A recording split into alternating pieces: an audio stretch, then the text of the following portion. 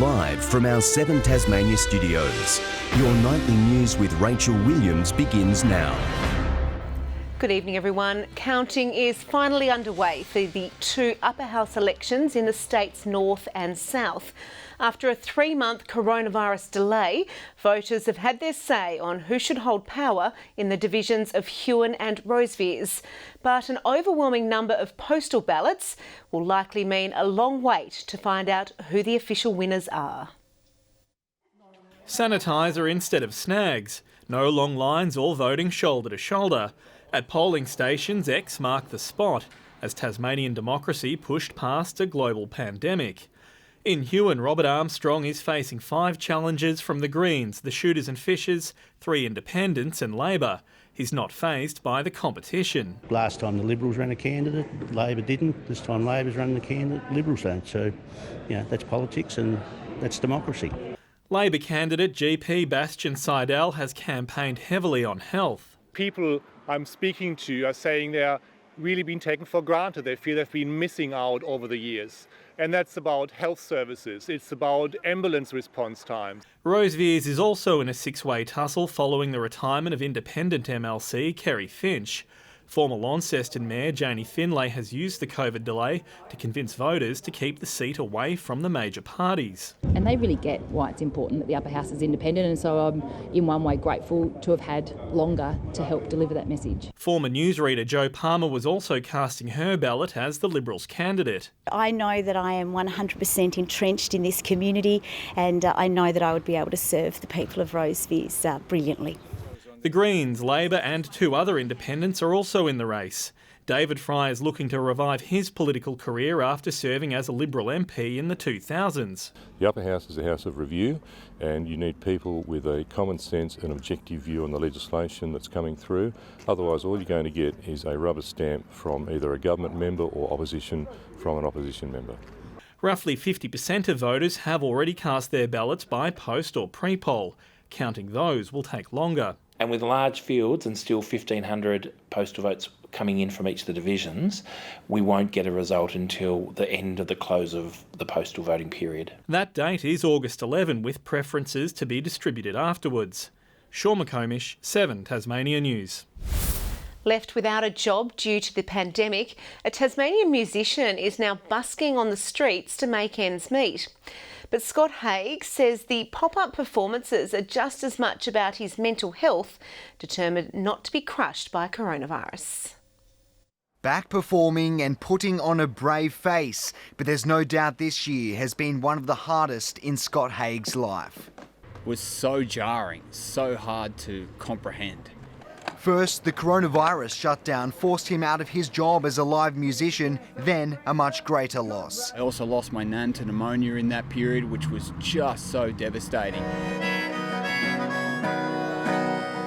This time last year, the 29-year-old was playing up to 2 gigs a week. Now he's turned to busking on the streets of Launceston, a sense of financial and mental salvation.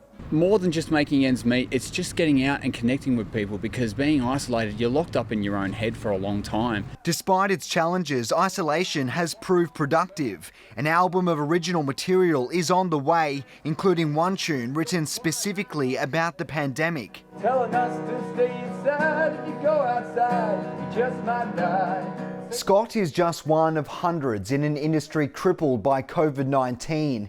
In March and April, when our state was in lockdown, it's estimated Tasmanian creatives recorded losses of $5.5 million. I'm talking to people who are saying they've lost a year's worth of income. The main thing that's really impacting the sector at the moment is that uncertainty about the future. With major festivals, Falls and Taste of Tasmania cancelling upcoming shows, the summer is also looking grim.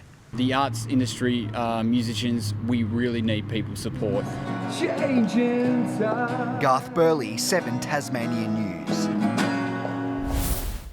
A Tasmanian man is currently in the middle of a gruelling run, helping raise money for an important cause. Beginning this morning, Tim Gambles is running for 24 hours straight around his property at Riverside. The musician says he's undertaking the marathon effort after a personal experience with cancer. Last year, a close family friend of mine was diagnosed with cancer, and well, I wanted to do this to show my support, basically, and help raise awareness. Funds raised will go towards the Love Your Sister Foundation, set up by Australian actor Samuel Johnson to help support cancer patients. Part of Cradle Mountain is set to receive an $80 million boost, with the state government set to improve the Windermere overnight node. Tasmanian hikers are being asked to give feedback on planned upgrades along the overland track. The proposed plans include new public hut toilets and a grey water system. Comment is being sought on the upgrades. To take part, visit the Parks Tasmania website. Consultation closes on Friday, August 28. To the TSL now, and 5 goals from Jay Bowden helped Glenorchy hold off the Tigers to record their first win of the season. In other matches, Launceston defeated Lauderdale, while North Launceston overcame a spirited Clarence. At the Twin Ovals, the Magpies led for most of the day but had to survive a late fight back. For Glenorchy and the Tigers, losing was not an option today. Glenorchy dominated most of the first term but were wasteful in front of goal, kicking 2-5. They kicked the first 2 goals of the second term, but couldn't convert their dominance into a big lead. The Tigers fighting back to be within 10 at the main change. It was goal for goal early in the third, but the game changed late. The Tigers reducing the lead to just a point, after Tyler Carter slotted through, followed by Lockie Griggs, who won a free kick off the back of the Carter goal. A 6-goal-to-5 term setting up a grandstand finish. Goal kicking the difference in the final quarter. Glenorchy kicking 3-1, the Tigers an inaccurate 2-7. The Magpies leading by 19 at one stage, but Kingborough just kept pushing, getting to within a point in the dying stages. Glenorchy holding on, however, to keep their season alive. At Windsor Park, 2 potential grand finalists faced off. A pulsating first quarter saw Launceston take advantage of the breeze, kicking 4 goals to 1 in the first term. Just a goal each in a scrappy second quarter. Lauderdale wasteful with the breeze behind them. However, they did produce the highlight of the match with this great goal. Jake Hines getting things going, goaling from an off-the-ball free kick straight after half-time. The Blues extending their lead to 28 points by the final change. The Southern Bombers scored 3 of the first 4 goals in the final quarter to give them a sniff. Launceston had the answers, holding back the Surge to remain top of the table. And at Utah's Stadium, Clarence faced a big task against the reigning premiers. They held their own in the first quarter, down by just a goal at the first break. The Northern Bombers taking control of the game after that, keeping the Roos to just 1 goal in the second and third terms. Clarence's Noah Holmes made it interesting in the final quarter, kicking 3 goals to bring them within a point, but North Launceston steadied the ship to take the points. John Hunt, 7 Tasmania News. And we'll have all the wash-up from this weekend's TSLW matches in the bulletin tomorrow evening. In the NPL, Devonport Strikers defeated Olympia in a 5-goal thriller this afternoon to go to the top of the table. The Strikers took the lead in the 25th minute from a set piece, but the Warriors levelled on the stroke of half-time. In a frenetic second half, both sides scored a goal within minutes of each other, taking the game to 2-2. Devonport sealed the game in the 70th minute, Brodie Dennehy converting a penalty after being taken down in the box.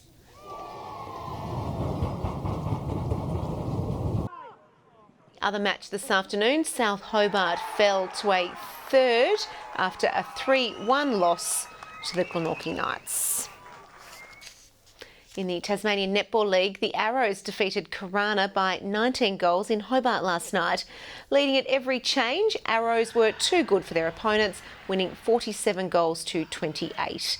In the other matches, the Cavaliers thrashed Devon 94-16, while Kingston defeated Cripps by just 1 goal. Good evening. Cloudy across the west and north today. Elsewhere fine with some sunny breaks. 18 in Hobart, Launceston and Devonport both 14, Burnie 15. The warmest place today, Bushy Park with 19 degrees, 18 at Grove and Ouse, Strahan, Smithton and the Bass Strait Islands all 16, 15 at St Helens today, Low Head 14, Lywe near Love 2 degrees up to 9 today.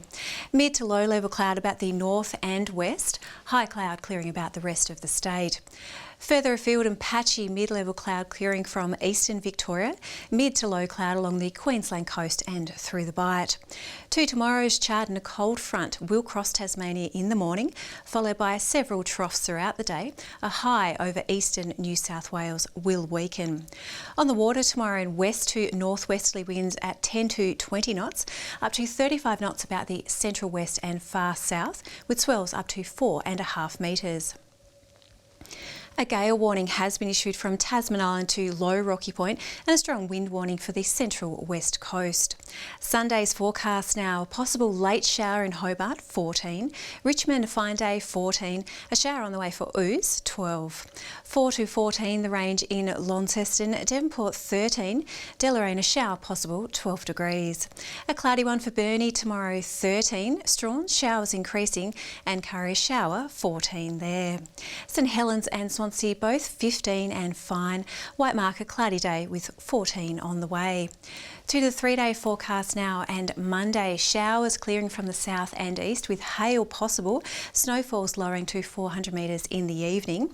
Tuesday showers easing about the north later on. Snow falling to 300 metres with some fresh southwest to southerly winds. And finally Wednesday, showers again on the cards for the west, south, lower east and central parts. Snow falling once again to 400 metres in the morning. A fine day on the way for Melbourne and Adelaide tomorrow, both looking at 17 degrees. Perth a shower and 19, Canberra fog and frost 15, Sydney 19, Brisbane sunny and 23, Darwin a top of 31 degrees. And at the moment it's 14 in Hobart, 11 in Launceston and Devonport 11 and partly cloudy. Rach, that is Saturday's weather. Lovely. Thank you for that, Laura. Well, that's all your news for now. Thanks for joining us. Have a great evening. Good night.